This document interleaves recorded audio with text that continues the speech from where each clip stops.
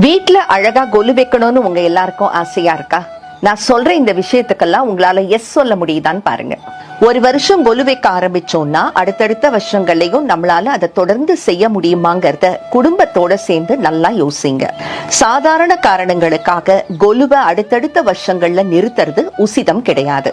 காலை மாலை 2 வேளைகள்லயும் விளக்கேற்றி ஒரு வேளையாவது நிவேதனம் செய்ய உங்களுக்கு டைம் இருக்கா? கொலு வச்சா முக்கியமா சாயங்கால நேரத்துல வீட்டு கதவை மூடக்கூடாது.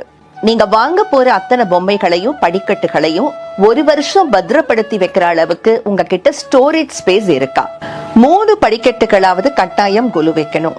10 பேரையாவது குறைஞ்சபட்சம் கூப்பிட்டு, முக்கியமா பெண்கள், குழந்தைகள், பெரியவர்களை கூப்பிட்டு உபசரித்து சிரிச்ச முகத்தோட தாம்பூலம் கொடுத்து சந்தோஷமா அவங்கள வழி அனுப்ப முடியுமா? இது எல்லாத்துக்கும் உங்க ஆன்சர் எஸ்ஸா இருந்தா நீங்க கொலு வைக்க ஆரம்பிக்கலாம்.